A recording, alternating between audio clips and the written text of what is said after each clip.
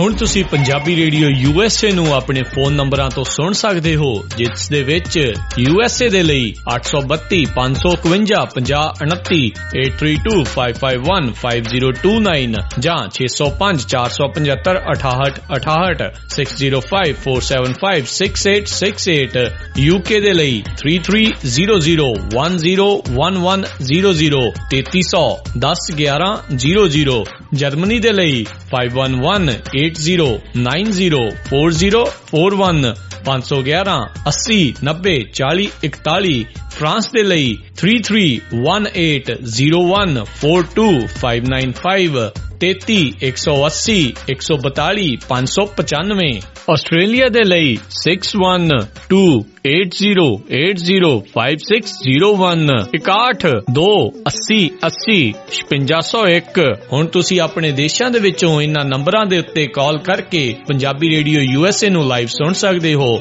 ਇਸ ਦੇ ਨਾਲ ਹੀ ਤੁਸੀਂ ਖਬਰਾਂ, ਖਬਰ ਤੇ ਨਜ਼ਰ, ਸਿਹਤ ਸੰਭਾਲ ਦਾ ਪ੍ਰੋਗਰਾਮ, ਨਾਨ ਸਟਾਪ ਪੰਜਾਬੀ ਗੀਤ, ਗੁਰਬਾਣੀ ਰੇਡੀਓ, ਸ਼੍ਰੀ ਦਰਬਾਰ ਸਾਹਿਬ ਜੀ ਦੇ ਹੁਕਮਨਾਮਾ ਸਾਹਿਬ ਦੀ ਵਿਆਖਿਆ ਪੰਜਾਬੀ ਅਤੇ ਅੰਗਰੇਜ਼ੀ ਦੇ ਵਿੱਚ, ਵੱਖ-ਵੱਖ ਗੁਰੂ ਘਰਾਂ ਦਾ ਸਿੱਧਾ ਪ੍ਰਸਾਰਣ, ਇਹ ਸਾਰਾ ਕੁਝ ਇਹਨਾਂ ਨੰਬਰਾਂ ਤੇ ਡਾਇਲ ਕਰਕੇ ਸੁਣ ਸਕਦੇ ਹੋ ਜਾਂ ਸਾਡੀ ਵੈਬਸਾਈਟ www.punjabiradiousa.com ਤੇ ਵੀ ਸੁਣ ਸਕਦੇ ਹੋ। ਸੁਣਦੇ ਰਹੋ Punjabi radio USA। Punjabi radio USA ਸੁਣ ਰਹੇ ਸਾਰੇ ਸਰੋਤਿਆਂ ਨੂੰ ਬਲਵਿੰਦਰ ਕੌਰ ਵੱਲੋਂ ਪਿਆਰ ਭਰੀ ਸਤਿ ਸ੍ਰੀ ਅਕਾਲ ਜੀ। ਸਰੋਤਿਓ, ਪ੍ਰੋਗਰਾਮ ਖਬਰ ਤੇ ਨਜ਼ਰ ਲੈ ਕੇ ਅਸੀਂ ਹਾਜ਼ਰ ਹਾਂ ਜੀ। ਪ੍ਰੋਗਰਾਮ ਖਬਰ ਤੇ ਨਜ਼ਰ ਮੇਰੇ ਨਾਲ ਹੋਣਗੇ ਅੱਜ ਬਲਤੇਜ ਪੰਨੂ ਅਤੇ ਦੱਸਣਗੇ ਜੀ ਭਾਰਤ ਵਿੱਚ, ਪੰਜਾਬ ਦੇ ਵਿੱਚ ਉੱਥੇ ਕੀ ਕੁਝ ਹੋ ਰਿਹਾ ਆ, ਖਬਰਾਂ ਦੇ ਪਿੱਛੇ ਕੀ ਸੱਚ ਲੁਕਿਆ ਹੁੰਦਾ ਆ, ਤੇ ਆਪਾਂ ਅੱਜ ਗੱਲਬਾਤ ਕਰਦੇ ਹਾਂ ਬਲਤੇਜ ਪੰਨੂ ਹੋਣਾ ਨਾਲ। ਬਲਤੇਜ ਪੰਨੂ ਜੀ, ਸਤਿ ਸ੍ਰੀ ਅਕਾਲ, ਸਵਾਗਤ ਹੈ ਜੀ। ਸਤਿ ਸ੍ਰੀ ਅਕਾਲ ਜੀ, ਧੰਨਵਾਦ ਜੀ, ਮਿਹਰਬਾਨੀ। ਜੀ ਬਲਤੇਜ ਪੰਨੂ ਜੀ, ਆਪਾਂ ਪਹਿਲਾਂ ਸ਼ੁਰੂ ਕਰਦੇ ਹਾਂ ਛੋਟੇ ਸਾਹਿਬਜ਼ਾਦਿਆਂ ਦਾ ਸ਼ਹੀਦੀ ਜੋੜ ਮੇਲਾ ਜਿਹੜਾ ਫਤਿਹਗੜ੍ਹ ਸਾਹਿਬ ਹੋਣਾ ਆ, ਤੇ ਉੱਥੇ ਕਿਸ ਤਰ੍ਹਾਂ ਉੱਥੇ ਕਾਨਫਰੰਸਾਂ ਵੀ ਹੋਣਗੀਆਂ ਤੇ ਕਿਸ ਤਰ੍ਹਾਂ ਉੱਥੇ ਉਹਨੂੰ ਮਨਾਇਆ ਜਾਂਦਾ ਆ। ਅੱਜ ਜਿਹੜਾ ਜੀ ਇਹ ਸ਼ਹੀਦੀ ਜੋੜ ਮੇਲ ਸ਼ੁਰੂ ਹੋ ਗਿਆ ਜੀ ਫਤਿਹਗੜ੍ਹ ਸਾਹਿਬ ਸ਼ਹੀਦਾਂ ਦੀ ਧਰਤੀ ਦੇ ਉੱਤੇ 26, 27 ਤੇ 28 ਤਰੀਕ ਨੂੰ ਇਹ ਮਨਾਇਆ ਜਾਂਦਾ ਜੀ। ਠੰਡ ਵੀ ਇਹਨਾਂ ਦਿਨਾਂ ਦੇ ਵਿੱਚ ਜਿਹੜਾ ਨੇ ਜੀ ਉਹ ਇੰਨਾ ਕੁ ਜ਼ੋਰ ਪਾਉਂਦੀ ਹੈ ਵੀ ਜਿਵੇਂ ਸਿਆਣੇ ਕਹਿੰਦੇ ਨੇ ਮੈਂ ਅੱਜ ਹੀ ਹਾਂ। ਸੋ ਹੱਡ ਚੀਰਵੀਂ ਠੰਡ ਦੇ ਵਿੱਚ ਲੋਕ ਜਿਹੜੇ ਨੇ ਜੀ ਉਹ ਨਾ ਸਿਰਫ ਪੰਜਾਬ ਤੋਂ ਬਲਕਿ ਨੇੜਲੇ ਸੂਬਿਆਂ ਤੋਂ ਵੀ ਜਿਹੜੇ ਪਹੁੰਚਦੇ ਨੇ ਸ਼ਹੀਦਾਂ ਦੀ ਇਸ ਧਰਤੀ ਦੇ ਉੱਤੇ ਜੀ ਆਪਣਾ ਸਿਰ ਝੁਕਾਉਣ ਦੇ ਵਾਸਤੇ। ਥਾਂ ਦੇ ਉੱਤੇ ਜਿੰਨੇ ਵੀ ਰਾਹ ਜਾਂਦੇ ਨੇ ਜੀ ਫਤਿਹਗੜ੍ਹ ਸਾਹਿਬ ਨੂੰ, ਉਹਨਾਂ ਦੇ ਉੱਤੇ ਲੰਗਰ ਜਿਹੜੇ ਉਹ ਲੋਕਾਂ ਨੇ ਲਗਾਏ ਹੋਏ ਨੇ। ਲੰਬੀਆਂ ਲਾਈਨਾਂ ਜਿਹੜੀਆਂ ਨੇ ਜੀ ਉਹ ਟ੍ਰੈਫਿਕ ਦੀਆਂ ਇਸ ਵੇਲੇ ਫਤਿਹਗੜ੍ਹ ਸਾਹਿਬ ਨੂੰ ਜਾ ਰਹੀਆਂ ਜਿਹੜੀਆਂ ਉਹ ਦਿਸਦੀਆਂ ਨੇ। ਜਿੱਥੇ ਇਹ ਲੋਕਾਂ ਦੀ ਅਥਾਹ ਸ਼ਰਧਾ ਹੈ ਜੀ ਇੱਥੇ ਲੰਗਰ ਵਗੈਰਾ ਵਰਤਾਉਣ ਦੀ, ਉਹਦੇ ਨਾਲ ਇਹ ਵੀ ਜਿਹੜੀ ਇੱਕ ਇਹਦੇ ਉੱਤੇ ਝਾਤ ਮਾਰਨ ਵਾਲੀ ਗੱਲ ਹੈ ਜੀ ਕਿ ਵੇਸਟੇਜ ਬਹੁਤ ਹੁੰਦੀ ਹੈ ਇੱਥੇ ਫੂਡ ਦੀ ਇਹਨਾਂ ਲੰਗਰਾਂ ਦੇ ਵਾਸਤੇ ਜੀ।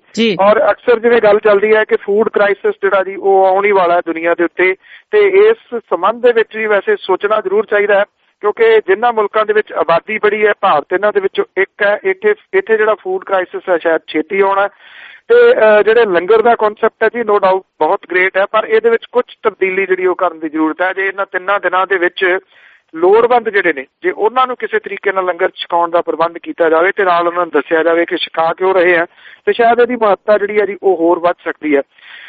ਸ਼੍ਰੋਮਣੀ ਗੁਰਦੁਆਰਾ ਪ੍ਰਬੰਧਕ ਕਮੇਟੀ ਨੇ ਇਸ ਮਾਮਲੇ 'ਚ ਕੀ ਕਰਨਾ ਹੈ ਇਹ ਬਹੁਤਾ ਕੁਝ ਪਤਾ ਹੀ ਹੈ। ਉਹਨਾਂ ਨੇ ਕੀ ਕੀਤਾ ਜੀ, ਕਬੱਡੀ ਮੈਚ ਰੱਖ ਲਿਆ ਸੀ। ਵੱਡੇ ਹੋਰਡਿੰਗਸ ਜਿਹੜੇ ਲਾ ਦਿੱਤੇ ਕਿ ਇੱਥੇ ਛੋਟੇ ਸਾਹਿਬ ਮਾਤਾ ਗੁਜਰੀ ਦੀ ਯਾਦ ਦੇ ਵਿੱਚ ਕਬੱਡੀ ਦਾ ਟੂਰਨਾਮੈਂਟ ਹੋ ਰਿਹਾ ਹੈ। ਅੱਜ 11 ਵਜੇ ਜਿਹੜਾ ਹੋਣਾ ਸੀਗਾ, ਜਦੋਂ ਤੋਏ ਹੋਣ ਲੱਗੀ ਜੀ ਸੋਸ਼ਲ ਨੈਟਵਰਕ ਸਾਈਟ ਦੇ ਉੱਤੇ, ਔਰ ਇਹ ਮਸਲਾ ਜਿਹੜਾ ਸੀਗਾ ਵੀਰ ਦਵਿੰਦਰ ਹੋਰਾਂ ਨੇ ਵਾਹਵਾ ਜਿਹੜਾ ਦੀ ਉਹ ਚੁੱਕਿਆ। ਇਸ ਗੱਲ ਦੀ ਉਹਨਾਂ ਨੂੰ ਵੀ ਸ਼ਾਬਾਸ਼ੀ ਜਿਹੜੀ ਦੇਣੀ ਬਣਦੀ ਹੈ।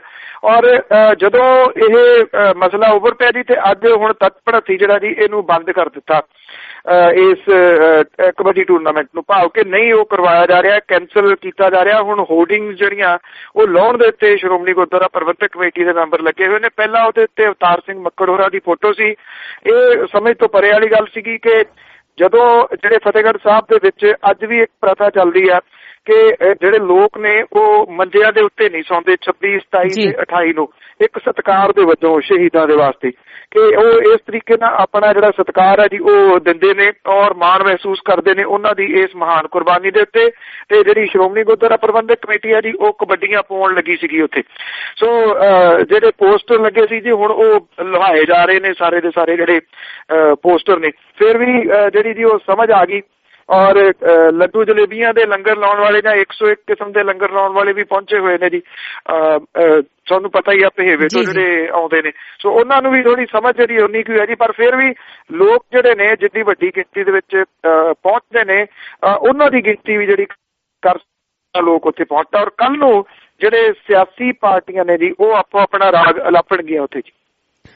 ਜੀ, ਜਿਸ ਤਰ੍ਹਾਂ ਤੁਸੀਂ ਦੱਸਿਆ ਕਬੱਡੀਆਂ ਦਾ ਕੋਈ ਵੀ ਮੌਕਾ ਇਹੋ ਜਿਹਾ ਨਹੀਂ ਛੱਡਦੇ ਜਿੱਥੇ ਲੋਕਾਂ ਨੂੰ ਇਕੱਠੇ ਕਰਨ ਦਾ ਕੋਈ ਵੀ ਮੌਕਾ ਹੋਵੇ, ਜਿੱਥੋਂ ਵੀ ਕੋਈ ਇਹਨਾਂ ਨੂੰ ਫਾਇਦਾ ਮਿਲਦਾ ਹੋਵੇ।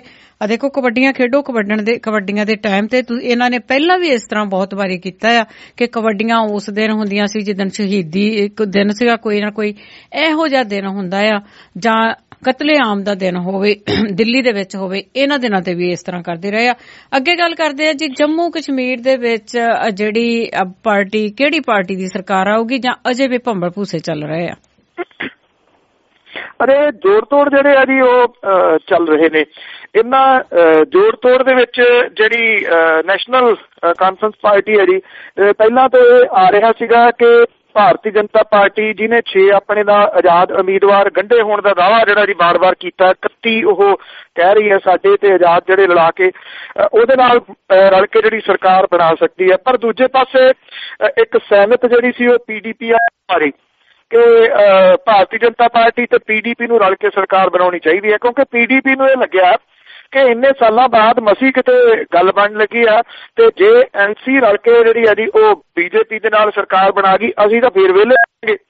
ਤੇ ਉਹਨਾਂ ਨੇ ਜਿਹੜਾ ਉਹਨਾਂ ਦੇ ਨੇਤਾ ਨੇ ਇਸ਼ਾਰਾ ਕੀਤਾ ਕਿ ਜੇ ਰਲ ਕੇ PDP ਤੇ BJP ਸਰਕਾਰ ਬਣਾਵੇ ਤੇ ਇਹਨੂੰ ਯਤਨ ਕਰਨੇ ਚਾਹੀਦੇ ਨੇ। ਇਹ ਗੱਲ ਸੁਣਨ ਦੀ ਦੇਰ ਸੀ ਜਿਹੜੇ ਲੀਡਰ ਨੇ ਉਹ ਭੱਜ ਪਏ ਜੀ ਫਿਰ ਇੱਧਰ ਨੂੰ PDP ਵੱਲ ਨੂੰ। ਔਰ ਹੁਣ PDP ਦੇ ਨਾਲ ਜਿਹੜੀ ਗੱਲਬਾਤ ਚੱਲ ਰਹੀ ਹੈ, ਦੂਜੇ ਪਾਸੇ ਉਹ ਜਿਹੜੇ ਉਮਰ ਅਬਦੁੱਲਾ ਨੇ ਉਹਨਾਂ ਨੇ ਟਵੀਟ ਕਰਕੇ ਜਿਹੜਾ ਜੀ ਇਹ ਕਹਿਤਾ ਕਿ ਸਾਡੀ ਤਾਂ ਗੱਲਬਾਤ ਹੀ ਨਹੀਂ ਹੋਈ BJP ਦੇ ਨਾਲ, ਸਾਡਾ ਕੋਈ ਸੌਦਾ ਹੀ ਨਹੀਂ ਹੋਇਆ BJP ਦੇ ਨਾਲ। ਜਦੋਂ ਕਿ ਇਹਦੇ ਬਾਰੇ ਸਾਰੇ ਜਾਣਦੇ ਨੇ ਕਿ ਦਿੱਲੀ ਦੇ ਵਿੱਚ ਜਿਹੜਾ ਜੀ ਅਮਿਤ ਸ਼ਾਹ ਦੇ ਨਾਲ ਉਹਨੇ ਮੀਟਿੰਗ ਵੀ ਕੀਤੀ। ਗੱਲਬਾਤ ਜਿਹੜੀ ਹੈ ਜੀ ਸ਼ਾਇਦ ਕੋਈ ਦੇਣ ਲੈਣ ਤੋਂ ਕਿਸੇ ਸਿਰੇ ਨਹੀਂ ਚੜੀ। ਤੇ ਦੂਜੇ ਪਾਸੇ ਜਿਹੜੀ BJP ਆ ਉਹ ਸਮਝਦੀ ਹੈ NC ਦੇ ਨਾਲ, ਕਿਉਂਕਿ NC ਦੀ ਜਿਹੜੀ ਐਂਟੀ ਇਨਕੰਬੈਂਸੀ ਹੈ ਜਿਹਦੀ ਵਜ੍ਹਾ ਕਰਕੇ ਇਹ ਜਿਹੜਾ ਜੀ ਉੱਥੇ ਵੋਟਾਂ ਦੇ ਵਿੱਚ NC ਸੱਤਾ ਤੋਂ ਲਾਂਭੇ ਵੀ ਹੋਈ ਹੈ। ਇਸ ਕਰਕੇ ਉਸ ਐਂਟੀ ਇਨਕੰਬੈਂਸੀ ਦੀ ਜਗ੍ਹਾ ਦੇ ਉੱਤੇ ਉਹ PDP ਦੇ ਨਾਲ ਜਿਹੜਾ ਜੀ ਸ਼ਾਇਦ ਅੱਗੇ ਤੁਰਨਾ ਚਾਹੁੰਦੀ ਹੈ। ਤੋ ਦੇਖੋ ਉਮੀਦ ਹੈ ਇਸ ਗੱਲ ਦੀ ਕਿ PDP ਤੇ NC ਜਿਹੜੀ ਹੈ ਜੀ ਉਹ ਰਲ ਕੇ ਇੱਥੇ ਸਰਕਾਰ ਬਣਾ ਸਕਦੀਆਂ ਨੇ ਜੰਮੂ ਕਸ਼ਮੀਰ ਦੇ ਵਿੱਚ। ਇੱਕ ਅੱਧੇ ਦਿਨ ਦੇ ਵਿੱਚ ਜਿਹੜੀ ਹੈ ਜੀ ਉਹ ਸਥਿਤੀ ਕਾਫੀ ਹੱਦ ਤੱਕ ਕਲੀਅਰ ਹੋ ਜਾਣ ਦੀ ਆਸ ਹੈ ਜੀ ਕਿ ਉੱਥੇ ਦੋ ਵੱਡੀਆਂ ਜਿਹੜੀਆਂ ਪਾਰਟੀਆਂ ਨੇ ਉਹ ਮਿਲ ਕੇ ਸਰਕਾਰ ਬਣਾ ਸਕਦੀਆਂ ਨੇ। ਪਰ ਅਗਲਾ ਸਵਾਲ ਜਿਹੜਾ ਜੀ ਉਹ ਇਹ ਵੱਡਾ ਖੜਾ ਰਹੂਗਾ ਕਿ ਉੱਥੇ ਮੁੱਖ ਮੰਤਰੀ ਕਿਹਦਾ ਹੋਵੇ। PDP ਕਿਸੇ ਵੀ ਹਾਲਤ ਦੇ ਵਿੱਚ ਮੁੱਖ ਮੰਤਰੀ ਵਾਲਾ ਅਹੁਦਾ ਜਿਹੜਾ ਉਹ ਨਹੀਂ ਛੱਡ ਸਕਦੀ ਜਾਂ 3-3 ਸਾਲ ਦੇ ਵਾਸਤੇ ਜਿਹੜੀ ਹੈ ਜੀ ਉਹ ਗੱਲ ਹੋ ਸਕਦੀ ਹੈ। BJP ਵੀ ਚਾਹੁੰਦੀ ਹੈ ਕਿ ਸਰਕਾਰ ਜਿਹੜੀ ਹੈ ਜੀ ਉਹ ਸਾਡੇ ਉੱਥੇ ਬਣੇ, ਮੁੱਖ ਮੰਤਰੀ ਜਿਹੜਾ ਸਾਡਾ ਬਣੇ। ਇਸੇ ਕਰਕੇ ਉਹਨੇ ਆਜ਼ਾਦ ਉਮੀਦਵਾਰ ਜਿਹੜੇ ਨੇ ਜੀ ਉਹ ਆਪਣੇ ਹੱਕ ਦੇ ਵਿੱਚ ਪਹਿਲਾਂ ਹੀ ਗੰਢੇ ਨੇ। ਸੋ ਦੇਖਦੇ ਆ ਜੀ ਇੱਕ ਦੂਜੇ ਨੂੰ ਠਿੱਬੀ ਲਾਉਣ ਦੇ ਵਾਸਤੇ ਬੈਠੀਆਂ ਨੇ ਸਾਰੀਆਂ ਸਿਆਸੀ ਪਾਰਟੀਆਂ ਕਿ ਕਿਹੜੀ ਕਿਹਨੂੰ ਠਿੱਬੀ ਲਾ ਜਾਂਦੀ ਹੈ ਜੀ। ਹਾਂਜੀ ਜੀ, ਬਿਲਕੁਲ ਚਾਂਸ ਆ, ਦੇਖੋ ਕੌਣ ਸਾਂਭਦਾ ਇਹਨੂੰ। ਤੇ ਅੱਗੇ ਗੱਲ ਕਰਦੇ ਜੀ ਵਿਕਰਮ ਮਜੀਠੀਆ ਦੀ, ਉਹਨਾਂ ਨੇ ਵੀ ਅੱਜ ED ਦੇ ਅੱਗੇ ਪੇਸ਼ ਹੋਣਾ। ਵੈਸੇ ਜੇ ਕਿਸੇ ਨੇ ਅਦਾਲਤਾਂ ਦੇਖੀਆਂ ਹੋਣ, ਰੱਬ ਦਿਖਾਵੇ ਨਾ, ਤੇ ਅਜੇ ਵੀ ਜਿਹੜੀ ਹੈ ਨਾ ਆਵਾਜ਼ ਪੈਂਦੀ ਹੈ ਬਾਹਰ ਉਸੇ ਸਟਾਈਲ 'ਚ ਪੈਂਦੀ ਹੈ ਜੀ, ਹਾਜ਼ਰ ਹੋ ਵਾਲੀ। ਸੋ ਜਿਹੜਾ ਜਗਦੀਸ਼ ਭੋਲਾ ਉਹਨੇ ਨਾਮ ਲਿਆ ਸੀਗਾ ਜੀ 6 ਜਨਵਰੀ ਨੂੰ ਸਿੰਥੈਟਿਕ ਡਰੱਗਸ ਮਾਮਲੇ ਦੇ ਵਿੱਚ ਫੜੇ ਗਏ ਇਸ ਤਸਕਰ ਨੇ। ਇਹਨੇ ਇਹ ਗੱਲ ਕਹੀ ਸੀ ਕਿ ਬਿਕਰਮ ਸਿੰਘ ਮਜੀਠੀਆ ਦੀ ਸਰਪ੍ਰਸਤੀ ਜਿਹੜੀ ਹੈ ਜੀ ਹਾਸਲ ਹੈ। ਤੋਂ ਤੋਂ ਬਾਅਦ ਤੋਂ ਜਿਹੜਾ ਜੀ ਇੱਕ ਤੂਫਾਨ ਜਿਹੜਾ ਆਇਆ ਹੋਇਆ, ਕਦੇ ਥੰਮ ਜਾਂਦਾ ਕਦੇ ਫੇਰ ਤੇਜ਼ ਜਿਹੜਾ ਜੀ ਇਹ ਹੋ ਜਾਂਦਾ। ਔਰ ਅੱਜ ਜਿਹੜਾ ਜੀ ਇਹਦਾ ਇੱਕ ਅਗਲਾ ਅਧਿਆਇ ਜਿਹੜਾ ਸ਼ੁਰੂ ਹੋਊਗਾ, ਇੱਕ ਇਹਦੀ ਅਗਲੀ ਕੜੀ ਜਿਹੜੀ ਹੈ ਜੀ ਉਹ ਸ਼ੁਰੂ ਹੋਊਗੀ। ਜਦੋਂ ਮੈਂ ਤੁਹਾਡੇ ਨਾਲ ਗੱਲ ਕਰ ਰਿਹਾ ਜੀ ਉਸ ਟਾਈਮ ਦੇ ਉੱਤੇ ਜੀ ਜਿਹੜਾ ਬਿਕਰਮ ਸਿੰਘ ਮਜੀਠੀਆ ਉਹਦਾ ਟਾਈਮ ਜਿਹੜਾ ਜੀ ਹੋ ਗਿਆ ਐਨਫੋਰਸਮੈਂਟ ਡਾਇਰੈਕਟੋਰੇਟ ਦੇ ਦਫ਼ਤਰ ਦੇ ਮੂਹਰੇ ਜਿਹੜਾ ਉਹ ਪਹੁੰਚਣ ਦਾ। ਅੱਜ ਜਿਹੜੇ ਜੀ ਸਵਾਲ ਵਗੈਰਾ ਉਹਨੂੰ ਬਹੁਤੇ ਪੁੱਛੇ ਜਾਣਗੇ। ਉਹਦੇ ਵਿੱਚ ਉਹਦੇ ਵੱਲੋਂ ਬਣਾਈ ਗਈ ਜਾਇਦਾਦ 1997 ਤੋਂ ਬਾਅਦ ਕਿੱਥੇ ਕਿੱਥੇ ਬਣਾਈ ਆ, ਕਿਹਦੇ ਨਾਂ ਦੇ ਉੱਤੇ ਆ, ਇਹ ਸਾਰੀ ਡਿਟੇਲ ਜਿਹੜੀ ਹੈ ਜੀ ਔਰ ਕਾਰੋਬਾਰ ਸੰਬੰਧਿਤ ਪੇਪਰ ਜਿਹੜੇ ਨੇ ਸਾਰੇ ਨਾਲ ਲਿਆਉਣ ਦੇ ਵਾਸਤੇ ਜਿਹੜਾ ਜੀ ਉਹ ਆਖਿਆ ਗਿਆ ਬਿਕਰਮ ਸਿੰਘ ਮਜੀਠੀਆ ਨੂੰ। ਅਕਾਲੀ ਦਲ ਦੇ ਜਿਹੜੇ ਵਰਕਰ ਨੇ ਉਹਨਾਂ ਨੂੰ ਵੀ ਹਦਾਇਤਾਂ ਜਿਹੜੀਆਂ ਕੀਤੀਆਂ ਗਈਆਂ ਨੇ ਕਿ ਕੋਈ ਰੋਸ ਪ੍ਰਦਰਸ਼ਨ ਵਗੈਰਾ ਨਾਅਰੇਬਾਜ਼ੀ ਜਿਹੜੀ ਆ ਨਾ ਕੀਤੀ ਜਾਵੇ ਤਾਂ ਕਿ ਇਹ ਮਾਮਲਾ ਹੋਰ ਤੂਲ ਨਾ ਫੜੇ। ਜਿਹੜੇ ਕਾਂਗਰਸ ਵਾਲੇ ਨੇ ਉਹ ਵੀ ਚੁੱਪ ਕਰਕੇ ਇੱਥੇ ਤਮਾਸ਼ਾ ਵੇਖਣਗੇ। ਉਹਦਾ ਰੀਜ਼ਨ ਇਹ ਹੈ ਕਿ ਉਹਨਾਂ ਦੇ ਮੈਂਬਰ ਪਾਰਲੀਮੈਂਟ ਸੰਤੋਖ ਚੌਧਰੀ ਤੋਂ ਵੀ ਪਹਿਲਾਂ ਇਸ ਮਾਮਲੇ ਦੇ ਉੱਤੇ ਪੁੱਛਗਿੱਛ ਜਿਹੜੀ ਆ ਉਹ ਹੋ ਚੁੱਕੀ ਆ।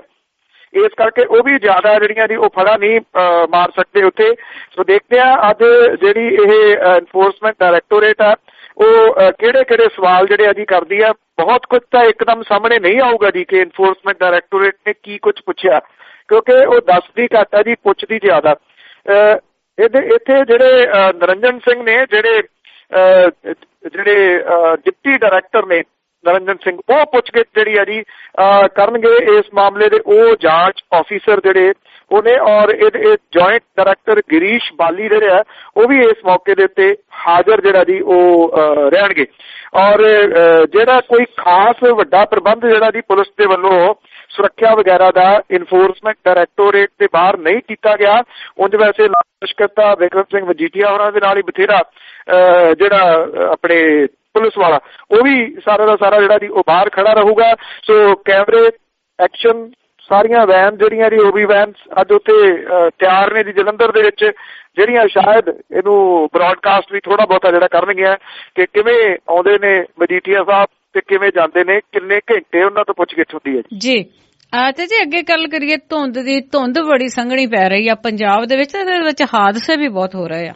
ਬਿਲਕੁਲ ਜੀ, ਮੁਸ਼ਕਲ ਇਹ ਆ ਕਿ ਹਾਦਸੇ ਤਾਂ ਪੰਜਾਬ ਦੇ ਵਿੱਚ ਉਦੋਂ ਵੀ ਹੁੰਦੇ ਨੇ ਜੀ ਜਦੋਂ ਦਿਨ ਬਿਲਕੁਲ ਸਾਫ਼ ਹੁੰਦੇ ਨੇ, ਚਾਨਣ ਹੁੰਦਾ, ਦਿਨ ਖੜੇ ਹਾਦਸੇ ਵੀ ਉਨੇ ਹੀ ਹੁੰਦੇ ਨੇ, ਕਿਉਂਕਿ ਜਿਹੜੇ ਗੱਡੀਆਂ ਚਲਾਉਣ ਵਾਲੇ ਨੇ ਉਹਨਾਂ ਦੀ ਸਿਹਤ ਦੇ ਉੱਤੇ ਕੋਈ ਅਸਰ ਨਹੀਂ ਹੁੰਦਾ ਜੀ ਕਿ ਮੌਸਮ ਖਰਾਬ ਹੈ ਉਹ ਥੋੜਾ ਸਲੋ ਹੋ ਜਾਣ, ਕਿਉਂਕਿ ਉਹਨਾਂ ਨੇ ਤਾਂ ਨਾ ਜੀ ਜਾਣਾ ਹੁੰਦਾ ਮੌਤ ਦੇ ਵੱਲ ਨੂੰ। ਇੱਕ ਬੋਰਡ ਲੱਗਿਆ ਹੋਇਆ ਸੀਗਾ ਜਿਹੜਾ ਪੰਜਾਬ ਦੇ ਹਾਲਾਤ ਮੇਰਾ ਖਿਆਲ ਜ਼ਿਆਦਾ ਦਰਸਾਉਂਦਾ, ਉਹਦੇ ਉੱਤੇ ਲਿਖਿਆ ਹੋਇਆ ਸੀਗਾ ਕਿ ਤੁਸੀਂ ਹੌਲੀ ਕਿਉਂ ਚੱਲ ਰਹੇ ਹੋ, ਤੇਜ਼ ਚੱਲਣ ਵਾਲੇ ਤਾਂ ਕਦੋਂ ਦੇ ਪਹੁੰਚ ਵੀ ਗਏ, ਪਹੁੰਚੇ ਕਿੱਥੇ ਉਹ ਸਭ ਨੂੰ ਹੀ ਪਤਾ ਜੀ। ਇਹ ਸੰਘਣੀ ਧੁੰਦ ਜਿਹੜੀ ਆ ਜੀ ਉਹਨੇ ਇੱਕ ਵਾਰੀ ਫੇਰ ਇਹ ਜਿਹੜੇ ਬੇਵਕੂਫਾ ਡਰਾਈਵਰ ਨੇ ਜੀ ਉਹਨਾਂ ਦੀ ਅਸਲੀਅਤ ਜਿਹੜੀ ਆ, ਮਾਨਸਿਕਤਾ ਜਿਹੜੀ ਆ ਜੀ ਉਹ ਫੇਰ ਖੋਲੀ ਆ। ਮੁਕਤਸਰ ਦੇ ਵਿੱਚ ਜਿਹੜੀ ਆ ਜੀ ਇਹ ਸੰਘਣੀ ਧੁੰਦ ਜਿਹੜੀ ਪੈ ਰਹੀ ਹੈ ਉਹਦੀ ਵਜ੍ਹਾ ਕਰਕੇ ਇੱਕ ਕਾਰ ਜਿਹੜੀ ਆ ਜੀ ਉਹ ਨਹਿਰ ਦੇ ਵਿੱਚ ਡਿੱਗੀ ਆ। ਜਿਹੜੀਆਂ ਖਬਰਾਂ ਲਾਸਟ ਸੀਗੀਆਂ ਨੇ ਉਹਦੇ ਅਨੁਸਾਰ ਇਹ ਜ਼ੈਨ ਕਾਰ ਸੀਗੀ, ਇਹ ਮਲੋਟ ਤੋਂ ਮੁਕਤਸਰ ਜਾ ਰਹੇ ਸੀਗੇ। ਨਵਾਂ ਬਣ ਰਿਹਾ ਮਹਿਰਾਜ ਵਾਲਾ ਪੁਲ ਹੈ ਉਹਦੇ ਉੱਤੇ ਜਿਹੜੀ ਸੀਗੀ ਧੁੰਦ ਦੀ ਵਜ੍ਹਾ ਕਰਕੇ ਉਹਨਾਂ ਨੂੰ ਦਿਸੀ ਨਹੀਂ ਜੀ, ਉਹਨਾਂ ਨੇ ਕੱਚੀ ਸੜਕ ਵੱਲ ਨੂੰ ਮੋੜ ਲਈ ਔਰ ਇਹ ਕਾਰ ਜਿਹੜੀ ਨਹਿਰ ਦੇ ਵਿੱਚ ਡਿੱਗ ਪਈ। ਕਿੰਨੇ ਬੰਦੇ ਸਨ ਇਹਦੇ ਵਿੱਚ, ਕਿੰਨੇ ਕੱਢੇ ਗਏ ਨੇ ਅਜੇ ਤੱਕ ਕੁਝ ਨਹੀਂ ਪਤਾ ਲੱਗਿਆ। ਗੁਰਦਾਸਪੁਰ ਦੇ ਵਿੱਚ ਧਾਰੀਵਾਲ ਬਾਈਪਾਸ ਦੇ ਉੱਤੇ ਜਿਹੜੀ ਭਿਆਨਕ ਟੱਕਰ ਹੋਈ ਹੈ ਬਲੈਰੋ ਤੇ ਕਾਰ ਚਾਲਕਾਂ ਦੀ, 3 ਜਣਿਆਂ ਦੀ ਮੌਕੇ ਦੇ ਉੱਤੇ ਹੀ ਮੌਤ ਹੋ ਗਈ ਹੈ, ਜਦੋਂ ਕਿ ਇੱਕ ਜ਼ਖਮੀ ਹਾਲਤ ਦੇ ਵਿੱਚ ਹਸਪੀਟਲ ਦੇ ਵਿੱਚ ਜਿਹੜਾ ਜੀ ਉਹ ਪਿਆ।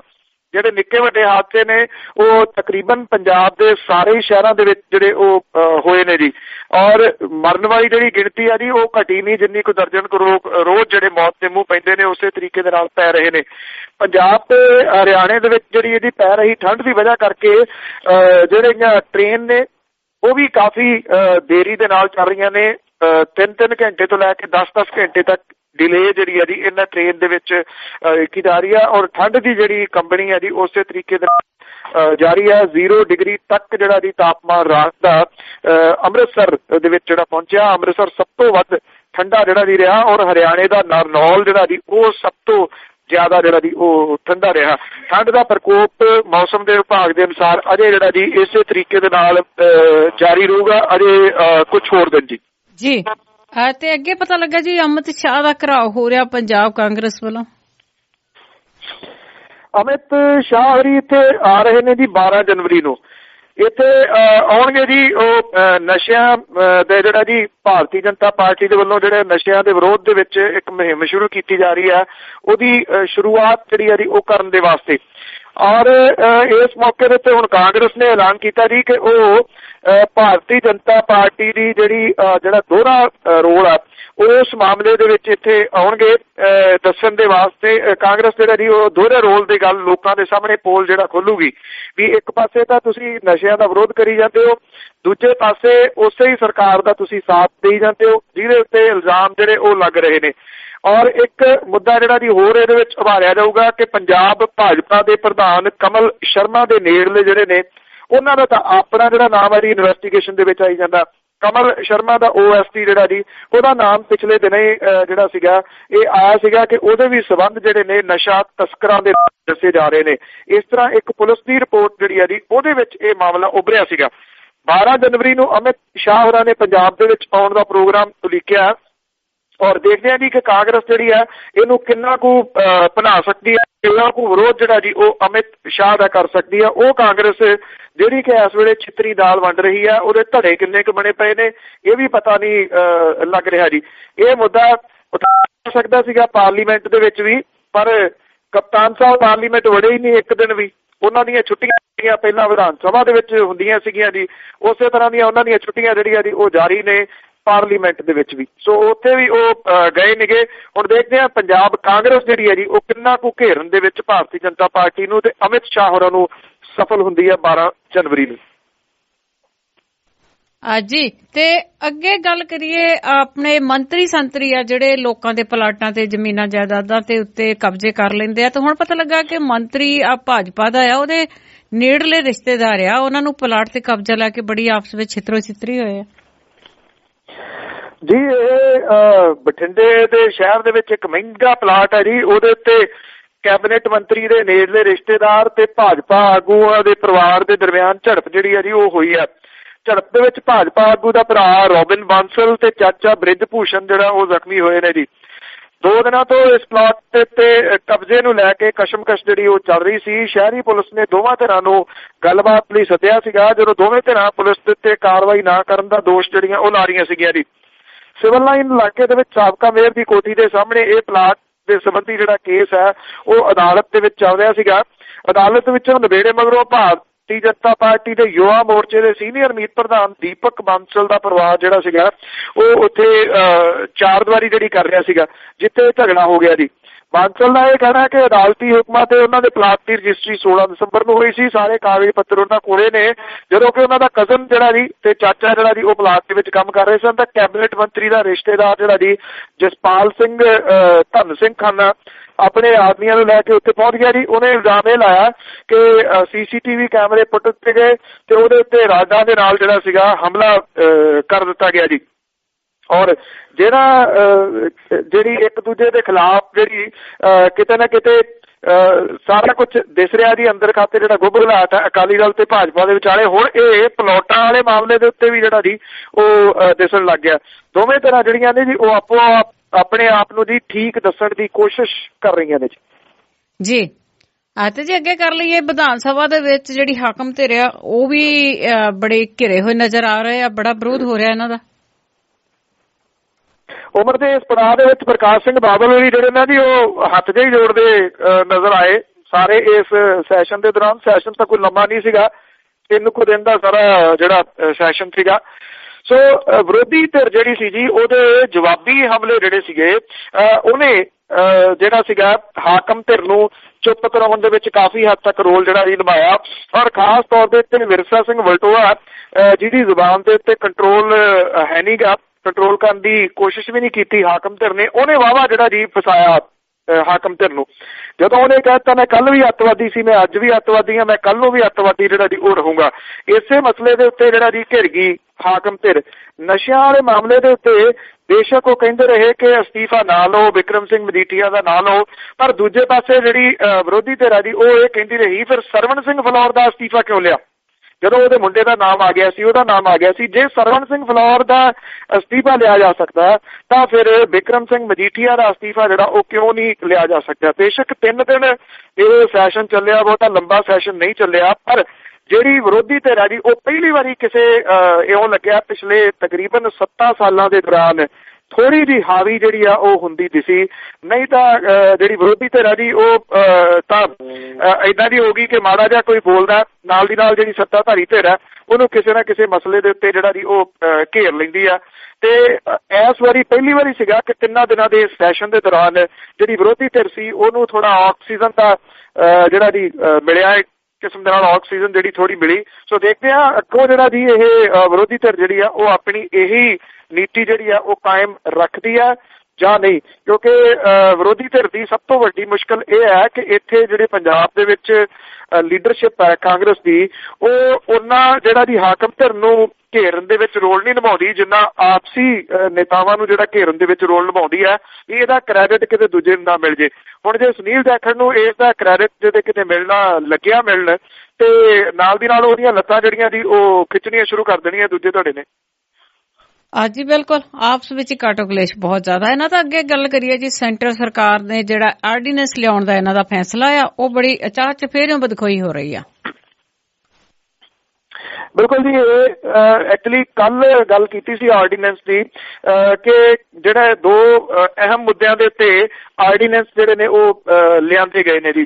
ਇਹ ਬਿੱਲ ਪਾਸ ਨਹੀਂ ਹੋਏ ਕਿਉਂਕਿ ਰੌਲਾ ਰੱਪਾ ਚੱਲਦਾ ਰਿਹਾ, ਰੌਲਾ ਰੱਪਾ ਨਾ ਵੀ ਪੈਂਦਾ ਤੇ ਇਹ ਬਿੱਲ ਜਿਹੜੇ ਸੀ ਹੋ ਸਕਦਾ ਸੀਗਾ ਥੋੜੀ ਰਾਜ ਸਭਾ ਦੇ ਵਿੱਚ ਉਹਨਾਂ ਨੂੰ ਕਰਾਉਣ ਦੀ ਮੁਸ਼ਕਲ ਪੇਸ਼ ਆਉਂਦੀ। ਹਾਲਾਂਕਿ ਲੋਕ ਸਭਾ ਦੇ ਵਿੱਚ ਤਾਂ ਮੈਜੋਰਿਟੀ ਦੇ ਵਿੱਚ ਜਿਹੜੀ ਹੈਗੀ ਸਰਕਾਰ ਉੱਥੋਂ ਇਹ ਕਰਾ ਲੈਂਦੀ। ਹੁਣ ਮੁਸ਼ਕਲ ਇਹ ਆ ਕਿ ਜਿਹੜੇ ਆਰਡੀਨੈਂਸ ਲਿਆਂਦੇ ਨੇ ਇਸ ਮਾਮਲੇ ਦੇ ਉੱਤੇ ਹਾਈ ਕੋਰਟ ਦੇ ਸਾਬਕਾ ਚੀਫ ਜਸਟਿਸ ਨੇ ਰਜਿੰਦਰ ਸੱਚਰ, ਉਹਨਾਂ ਨੇ ਬੀਮਾ ਦੇ ਵਿੱਚ FDI ਤੇ ਕੋਲਾ ਬਲਾਕ ਵੰਡ ਦੇ ਮੁੱਦੇ ਦੇ ਉੱਤੇ ਆਰਡੀਨੈਂਸ ਲਿਆਉਣ ਲਈ ਕੇਂਦਰ ਸਰਕਾਰ ਦੇ ਫੈਸਲੇ ਨੂੰ ਪੂਰੀ ਤਰ੍ਹਾਂ ਨਾਜਾਇਜ਼ ਤੇ ਧੋਖਾ ਜਿਹੜਾ ਉਹ ਕਰਾਰ ਦਿੱਤਾ ਔਰ ਰਾਸ਼ਟਰਪਤੀ ਨੇ ਉਹਨਾਂ ਨੂੰ ਜਾਰੀ ਨਾ ਕਰਨ ਦੀ ਅਪੀਲ ਜਿਹੜੀ ਹੈ ਜੀ ਉਹ ਕੀਤੀ ਹੈ।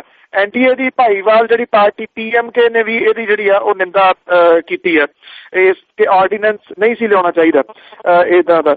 ਔਰ ਜਿਹੜਾ ਜੀ ਇਹਦੀ ਵਿਰੋਧਤਾ ਜਿਹੜੀ ਆ ਉਹ ਸੈਂਟਰ ਦੇ ਵਿੱਚੋਂ ਜਿਹੜੀ ਆ ਉਹ ਹੋਣੀ ਸ਼ੁਰੂ ਹੋਈ ਹੈ। ਜਿਹੜੇ ਕੁਝ ਜਿਹੜੇ ਸੰਵਿਧਾਨ ਨੂੰ ਨੇੜੋਂ ਦੇਖਣ ਵਾਲੇ ਨੇ ਉਹ ਕਹਿੰਦੇ ਕਿ ਇਹ ਇੱਕ ਕਿਸਮ ਦੇ ਨਾਲ ਧੋਖਾ ਲੋਕਾਂ ਦੇ ਨਾਲ ਆ ਵੀ ਤੁਸੀਂ ਬਿੱਲ ਪਾਸ ਨਹੀਂ ਕਰਵਾ ਸਕੇ, ਇਸ ਕਰਕੇ ਤੁਸੀਂ ਆਰਡੀਨੈਂਸ ਜਿਹੜੇ ਆ ਜੀ ਉਹ ਲਿਆ ਰਹੇ ਹੋ ਤਾਂ ਕਿ ਥੋਪਿਆ ਜਾ ਸਕੇ ਜੀ। ਤੇ ਅੱਗੇ ਜੀ ਇੱਕ ਪਿੰਡ ਰਾਏਕੋਟ ਦੇ ਵਿੱਚ ਪੁਲਿਸ ਤੇ ਲੋਕਾਂ ਦੀ ਟੱਕਰ ਹੋ ਗਈ ਸੀ, ਉੱਥੇ ਦੇ ਹਾਲਾਤ ਕਿਸ ਤਰ੍ਹਾਂ ਦੇ ਬਣੇ ਹੋਏ ਆ? ਕਾਬੂ ਹੇਠ ਨੇ ਜੀ। ਕੱਲ ਤਾਂ ਕੰਮ ਜਿਹੜਾ ਸੀਗਾ ਉਹ ਵਾਹਵਾ ਖਰਾਬ ਹੋ ਗਿਆ ਸੀਗਾ ਜੀ। ਇਹ ਗਾਵਾਂ ਦੀ ਆੜ ਦੇ ਹੇਠ ਮੰਦਿਰ ਸ਼ਿਵਾਲਾ ਖਾਮ ਦੀ ਤਰਵੇਣੀ ਹੈ ਜਿਹੜੀ ਉਹਦੇ ਉੱਤੇ ਕਬਜ਼ਾ ਕੀਤਾ ਗਿਆ। ਆੜ ਜਿਹੜੀ ਹੈ ਜੀ ਉਹ ਗਊਸ਼ਾਲਾ ਜਾਂ ਜਿਹੜੀਆਂ ਦੀ ਉਹਨੂੰ ਬਣਾਇਆ ਜਾ ਰਿਹਾ। ਇੱਥੇ ਜਿਹੜੀ ਹਿੰਸਾ ਭੜਕੀ ਸੀ ਜੀ ਕਾਫੀ 2 ਧੜਿਆਂ ਦੇ ਵਿਚਾਲੇ ਪੁਲਿਸ ਤੇ ਕੁਝ ਵਹੀਕਲ ਜਿਹੜੇ ਸੀ ਉਹ ਵੀ ਸਾੜ ਦਿੱਤੇ ਗਏ ਸੀਗੇ। ਹੁਣ ਰਾਏਕੋਟ ਦੇ ਵਿੱਚ ਜਿਹੜੀ ਹੈ ਜੀ ਉਹ ਸਥਿਤੀ ਕਾਫੀ ਕਾਬੂ ਦੇ ਹੇਠ ਹੈ। 60 ਲੋਕ ਨੇ ਜੀ ਜਿਨ੍ਹਾਂ ਦੇ ਖਿਲਾਫ ਕੇਸ ਦਰਜ ਜਿਹੜਾ ਉਹ ਕੀਤਾ ਗਿਆ। ਜਿਹੜਾ ਮੇਨ ਵਿਅਕਤੀ ਇੱਥੇ ਭੜਕਾਉਣ ਵਾਲਾ ਉਹ ਰਘੁਨੰਦਨ ਗੌੜ ਹੈ, ਉਹਦੇ ਸਣੇ ਕੁਝ ਲੋਕਾਂ ਨੂੰ ਪੁਲਿਸ ਨੇ ਜਿਹੜਾ ਜੀ ਉਹ ਗ੍ਰਿਫਤਾਰ ਕਰ ਲਿਆ ਜੀ। ਔਰ ਇਹ ਪਤਾ ਲੱਗਾ ਕਿ ਰਘੁਨੰਦਨ ਗੌੜ ਜਿਹੜਾ ਜੀ ਉਹ ਇੱਥੇ ਹੋਈ ਹਿੰਸਾ ਦਾ ਮੁੱਖ ਦੋਸ਼ੀ ਹੈ, ਜਿਹਨੇ ਕਿ ਲੋਕਾਂ ਦੀਆਂ ਧਾਰਮਿਕ ਭਾਵਨਾਵਾਂ ਜਿਹੜੀਆਂ ਸੀ ਉਹ ਭੜਕਾ ਕੇ ਇਸ ਜਗ੍ਹਾ ਦੇ ਉੱਤੇ ਕਬਜ਼ਾ ਜਿਹੜਾ ਉਹ ਕਰਨ ਦੀ ਕੋਸ਼ਿਸ਼ ਕੀਤੀ ਸੀਗੀ ਜੀ। ਇਹਦੇ ਬੰਦੇ ਦੇ ਉੱਤੇ ਔਰ ਇਹਦੇ ਸਾਥੀਆਂ ਦੇ ਉੱਤੇ prevention damage to public property act 1984 ਦੇ ਤਹਿਤ 20 ਪਰਚਾ ਜਿਹੜਾ ਜੀ ਉਹ ਦਰਜ ਜਿਹੜਾ ਉਹ ਕੀਤਾ ਗਿਆ। 30 ਜਿਹੜੇ ਦੋਸ਼ੀ ਨੇ ਉਹਨਾਂ ਦੀ ਪਛਾਣ ਹੋ ਚੁੱਕੀ ਹੈ ਜੀ। 2 ਵਿਅਕਤੀ ਜਿਹੜੇ ਨੇ ਉਹਨਾਂ ਨੂੰ ਅਜੇ ਤੱਕ ਪੁਲਿਸ ਕਹਿੰਦੀ ਹੈ ਕਿ ਉਹਨੇ ਆਪਣੇ ਕਾਬੂ ਦੇ ਵਿੱਚ ਜਿਹੜਾ ਜੀ ਉਹ ਕੀਤਾ। ਰਘੁਨੰਦਨ ਗੌੜ ਜਿਹੜਾ ਜੀ ਉਹ ਪਹਿਲਾਂ ਵੀ ਕੰਟਰੋਵਰਸ਼ੀਅਲ ਰਿਹਾ ਜੀ। ਗਾਵਾਂ ਵਾਲੇ ਮੁੱਦੇ ਨੂੰ ਲੈ ਕੇ ਉਹ ਕਦੀ ਜਿਹੜੇ ਗਾਵਾਂ ਵਗੈਰਾ ਜਾਂਦੀਆਂ ਨੇ ਉਹਨਾਂ ਦੇ ਡਰਾਈਵਰਾਂ ਨੂੰ ਕੁੱਟਣ ਲੱਗ ਜਾਂਦੇ ਨੇ, ਕਦੀ ਕੁਝ ਜਿਹੜਾ ਜੀ ਉਹ ਕਰਦੇ ਨੇ। ਔਰ ਇਹ ਬਕਾਇਦਾ ਤੌਰ ਦੇ ਉੱਤੇ ਸਾਜ਼ਿਸ਼ ਦੇ ਨਾਲ ਕਿਰਪਾਨਾਂ, ਪੈਟਰੋਲ ਤੇ ਇੱਟਾਂ ਰੋੜੇ ਜਿਹੜੇ ਸੀ ਉਹ ਲੈ ਕੇ ਉਹਦੇ ਨਾਲ ਹਮਲਾ ਜਿਹੜਾ ਕੀਤਾ ਗਿਆ। ਔਰ ਇਹ ਹਮਲਾ ਜਿਹੜਾ ਸੀਗਾ ਜਿਹੜੇ ਸਰਕਾਰੀ ਧਿਰਾਂ ਜਿਹੜੀਆਂ ਰੋਕਣ ਆਈਆਂ ਉਹਨਾਂ ਦੇ ਉੱਤੇ ਕਰ ਦਿੱਤਾ ਗਿਆ। ਉਹਨਾਂ ਦੇ ਵਹੀਕਲ ਜਿਹੜੇ ਸੀ ਉਹ ਸਾੜ ਦਿੱਤੇ ਗਏ, ਭਾਵ ਕਿ ਅੱਗ ਲਾਉਣ ਦੀ ਕੋਸ਼ਿਸ਼ ਸੀਗੀ ਵੀ ਇਹਨੂੰ ਜਿਹੜਾ ਟਰਨ ਹੀ ਇਸ ਕਿਸਮ ਦਾ ਦੇ ਦਿੱਤਾ ਜਾਵੇ ਵੀ ਇਹ ਤਾਂ ਪੁਲਿਸ ਜਿਹੜੀ ਆ ਰੋਕ ਰਹੀ ਆ ਤੇ 2 ਧੜਿਆਂ ਦੇ ਵਿਚਾਲੇ ਜਿਹੜੀ ਲੜਾਈ ਹੋ ਰਹੀ ਆ, ਪਰ ਉਹ ਬਹੁਤਾ ਸਫਲ ਨਹੀਂ ਹੋ ਸਕਿਆ। ਅਜੀ ਤਾਂ ਮੇਰਾ ਇੱਕ ਆਖਰੀ ਕੁਐਸਚਨ ਹੋਊਗਾ ਵੀ ਇੱਥੇ ਅਕਾਲੀ ਦਲ ਨੇ ਵੀ 4-5 ਅਕਾਲੀ ਦਲ ਦੇ ਯੂਥ ਪ੍ਰਧਾਨ ਬਣਾਏ ਸੀਗੇ ਤੇ ਹੁਣ ਕਾਂਗਰਸ ਨੇ ਵੀ ਰਾਜਾ ਵੜਿੰਗ ਨੂੰ ਬਣਾਇਆ ਤੇ ਪਰ ਖਬਰ ਲੱਗੀ ਆ ਪੇਪਰਾਂ ਦੇ ਵਿੱਚ ਕਿ ਜਿਹੜਾ ਨੌਜਵਾਨ ਆਗੂ ਆ ਉਹਨਾਂ ਦੇ ਅੰਦਰ ਨਵਾਂ ਜੋਸ਼ ਭਰ ਗਿਆ। ਕੀ ਇਹਨਾਂ ਨੂੰ ਨੌਜਵਾਨ ਆਣ ਕੇ ਦੱਸਦੇ ਆ ਵੀ ਅਸੀਂ ਬਹੁਤ ਖੁਸ਼ ਆ ਜਾਂ ਇਹ ਆਪਣੇ ਆਪ ਇੱਕ ਘੜੀ ਘੜਾਈ ਕਹਾਣੀ ਹੁੰਦੀ ਆ ਇਹਨਾਂ ਦੀ? ਇੱਕ ਤਾਂ ਪਹਿਲਾਂ ਅਜੇ ਤੱਕ ਕਿਸੇ ਪਾਰਟੀ ਨੇ ਇਹ ਮਿੱਥ ਨਹੀਂ ਮਿੱਥੀ ਜੀ ਕਿ ਯੂਥ ਕੌਣ ਹੁੰਦਾ। ਜੀ ਜੀ, ਜਿਹੜੇ ਇੱਥੇ ਹੈਗੇ ਨੇ ਨਾ ਜੀ ਢਿੱਲੋਂ ਸਾਹਿਬ ਲੁਧਿਆਣੇ ਤੋਂ, ਜਦੋਂ ਅਕਾਲੀ ਦਲ ਨੇ ਉਹਨਾਂ ਨੂੰ ਯੂਥ ਅਕਾਲੀ ਦਲ ਦਾ ਸਰਪ੍ਰਸਤ ਬਣਾਤਾ ਜੀ, ਉਦੋਂ ਦੀ ਉਹਨਾਂ ਨੇ ਆਪਣਾ ਵਸਮਾ ਲਾਉਣਾ ਛੱਡਤਾ, ਦਾੜੀ ਤੋਂ ਉਹਨਾਂ ਦੀ ਸਾਰੀ ਦਾੜੀ ਚਿੱਟੀ ਹੋ ਗਈ। ਹੁਣ ਵਾਕਈ ਉਹ ਯੂਥ ਦੇ ਜਿਹੜੇ ਨਾ ਜੀ ਸਰਪ੍ਰਸਤ ਲੱਗਦੇ ਨੇ। ਹਾਲਾਂਕਿ ਰਾਜਾ ਵੜਿੰਗ ਨੌਜਵਾਨ ਹੈ ਜੀ, 37 ਸਾਲ ਹੈ, ਤੋ ਉਹਨੂੰ ਜਿਹੜੀ ਹੈ ਜੀ ਇਹ ਕਮਾਂਡ ਸੰਭਾਲੀ ਗਈ ਹੈ ਆਲ ਇੰਡੀਆ ਯੂਥ ਕਾਂਗਰਸ ਦੀ ਜੀ। ਸੋ ਦੇਖਦੇ ਆ ਜੀ ਉਹ ਕੀ ਕੁਝ ਜਿਹੜਾ ਕਰ ਸਕਦਾ ਹੈ ਇਸ ਅਹੁਦੇ ਦੇ ਉੱਤੇ। ਪਹਿਲਾਂ ਰਾਜੀਵ ਸਾਤਲ ਸੀਗਾ ਜਿਹੜਾ ਯੂਥ ਕਾਂਗਰਸ ਦਾ ਪ੍ਰਧਾਨ ਸੀਗਾ, ਕਾਫੀ ਦੇਰ ਬਾਅਦ ਜਿਹੜੀ ਹੈ ਜੀ ਉਹ ਪੰਜਾਬ ਦੇ ਕਿਸੇ ਵਿਅਕਤੀ ਦੇ ਹੱਥ ਯੂਥ ਕਾਂਗਰਸ ਦੀ ਜਿਹੜੀ ਕਮਾਂਡ ਆਈ ਹੈ। ਕਾਂਗਰਸ ਦੇ ਤਾਂ ਹਾਲਾਤ ਜਿਹੜੇ ਜੀ ਉਹ ਨੈਸ਼ਨਲ ਪਾਰਟੀ ਦੇ ਪਤਲੇ ਨੇ, ਤੇ ਯੂਥ ਕਾਂਗਰਸ ਨੇ ਉਹਦੇ ਵਿੱਚ ਜਿਹੜਾ ਜੀ ਕੀ ਕੁਝ ਕਰਨਾ। ਦੂਜੀ ਗੱਲ ਹੈ ਜਿਹੜੀ ਧੜੇਬੰਦੀ ਦਾ ਆਪਾਂ ਪਹਿਲਾਂ ਜ਼ਿਕਰ ਕਰਕੇ ਹਟਿਆ, ਵੜਿੰਗ ਉਸ ਮਾਮਲੇ ਦੇ ਉੱਤੇ ਜਿਹੜਾ ਜੀ ਉਹ ਕੀ ਕਰ ਲੈਂਦਾ। ਇਹ ਅਸਲ ਦੇ ਵਿੱਚ ਜਿਹੜੀ ਪਾਰਟੀਆਂ ਦੇ ਯੂਥ ਵਿੰਗ ਨੇ ਨਾ, ਜਿਨ੍ਹਾਂ ਨੂੰ ਯੂਥ ਕਿਹਾ ਜਾਂਦਾ, ਤੋ ਉਹ ਤਾਂ ਤਕਰੀਬਨ ਇਹੋ ਜਿਹੇ ਨੇ ਜੀ ਕਿ ਇਹਨਾਂ ਨੂੰ ਭੀੜਾਂ ਜਿਹੜੀਆਂ ਨੇ ਉਹ ਇਕੱਠੀਆਂ ਕਰਨ ਦੇ ਵਾਸਤੇ ਵਰਤਿਆ ਜਾਂਦਾ ਕਿ ਕਿਤੇ ਕਿਤੇ ਅੱਜ ਜਿਹੜਾ ਜੀ ਰੋਸ ਮੁਜ਼ਾਹਰਾ ਹੋਣਾ, ਕਿਤੇ ਜਲਸਾ ਹੋਣਾ, ਉਹਦੇ ਵਾਸਤੇ ਭੀੜਾਂ ਜਿਹੜੀਆਂ ਜੀ ਉਹ ਇਕੱਠੀਆਂ ਕਰਦੇ ਨੇ। ਇਹਦੇ ਤੋਂ ਵੱਧ ਹੋਰ ਕਿਸੇ ਜਗ੍ਹਾ ਦੇ ਕੁਝ ਨਹੀਂ ਕਰਦੇ ਜੀ। ਪਿੱਛੇ ਦੇ ਇੱਕ ਕੈਨੇਡਾ ਦੇ ਵਿੱਚ ਵੀ ਯੂਥ ਅਕਾਲੀ ਦਲ ਦੇ ਆਗੂ ਨੇ, ਸੋ ਉਹਨਾਂ ਦੀ ਖਬਰ ਲੱਗੀ ਸੀ ਜਿਹੜੀ ਮੇਰਾ ਖਿਆਲ ਉੱਪਰਲੀ ਜਿਹੜੀ ਹੈਡਿੰਗ ਹੀ ਹੈ ਨਾ ਜੀ ਉਹ ਸਾਰਾ ਕੁਝ ਕਹਿੰਦੀ ਹੈ ਕਿ ਯੂਥ ਅਕਾਲੀ ਦਲ ਦੇ ਆਗੂ ਨੂੰ ਪੋਤਰਾ ਹੋਣ ਦੇ ਉੱਤੇ ਲੱਖ ਲੱਖ ਵਧਾਈਆਂ ਜੀ। ਜੀ ਜੀ, ਬਿਲਕੁਲ ਬਿਲਕੁਲ। ਢਲਦੀ ਉਮਰੇ ਜਿਹੜੇ ਯੂਥ ਮੈਂਬਰ ਬਣਨਾ ਜੀ ਕਿਸੇ ਨਾ ਕਿਸੇ ਦਲ ਦੇ। ਤੇ ਅੱਗੇ ਜੀ ਅਖੀਰ ਦੇ ਵਿੱਚ ਅੱਜ ਨਵਾਂ ਕਿ ਮੀਟਿੰਗ ਲਾਈ ਸੀ ਪਾਕ ਦੇ ਲੀਡਰਾਂ ਨੇ, ਕਰਨ ਲੱਗ ਪਏ ਅਹਿਮ ਵਿਚਾਰ ਬੇਲੀ। ਮੀਟਿੰਗ ਲਾਈ ਸੀ ਪਾਕ ਦੇ ਲੀਡਰਾਂ ਨੇ, ਕਰਨ ਲੱਗ ਪਏ ਅਹਿਮ ਵਿਚਾਰ ਬੇਲੀ। ਇੱਕੋ ਨੁਕਤਾ ਸੀ ਅਮਨ ਕਾਨੂੰਨ ਵਾਲਾ, ਜਿਹੜਾ ਵਸ ਤੋਂ ਹੋ ਗਿਆ ਪਾਰ ਬੇਲੀ। ਦਹਿਸ਼ਤਗਰਦੀ ਦੇ ਅੱਗੇ ਨਾ ਪੇਸ਼ ਜਾਵੇ, ਬਹਿ ਗਈ ਹੌਸਲਾ ਛੱਡ ਸਰਕਾਰ ਬੇਲੀ। ਫੜਦੇ ਬੰਦਾ ਕਚਹਿਰੀ ਤੋਂ ਛੁੱਟ ਜਾਵੇ, ਖਾਣੀ ਜੱਜਾਂ ਤੋਂ ਪੈਂਦੀ ਫਟਕਾਰ ਬੇਲੀ। ਹੋਈ ਸਹਿਮਤੀ ਫੇਰ ਕੇ ਕੇਸ ਇਹ ਵੀ ਖੁਦ ਹੀ ਸੁਣੇ ਸੁਣਾਵੇ ਪਈ ਫੌਜ ਬੇਲੀ। ਹੋਈ ਸਹਿਮਤੀ ਫੇਰ ਕੇ ਕੇਸ ਇਹ ਵੀ ਖੁਦ ਹੀ ਸੁਣੇ ਸੁਣਾਵੇ ਪਈ ਫੌਜ ਬੇਲੀ। ਫਾਈਲਾਂ ਵਿੱਚ ਹੀ ਬਸ ਸਰਕਾਰ ਬੇਲੀ, ਰਹਿ ਗਏ ਮੰਤਰੀ ਕਰਨ ਨੂੰ ਮੌਜ ਬੇਲੀ। ਥੈਂਕ ਯੂ ਜੀ, ਧੰਨਵਾਦ। ਥੈਂਕ ਯੂ ਜੀ, ਧੰਨਵਾਦ ਜੀ, ਸਤਿ ਸ਼੍ਰੀ ਅਕਾਲ। ਸਤਿ ਸ਼੍ਰੀ ਅਕਾਲ ਜੀ। ਸਰੋਤੇ ਸਨ ਸਾਡੇ ਨਾਲ ਜੁੜੇ ਬਲਤੇਜ ਪੰਨੂ। ਸਰੋਤੇ ਅਗਲੇ ਬੁਲਟਨ ਤੱਕ ਬਲਵਿੰਦਰ ਕੌਰ ਵੱਲੋਂ ਪਿਆਰ ਭਰੀ ਸਤਿ ਸ਼੍ਰੀ ਅਕਾਲ।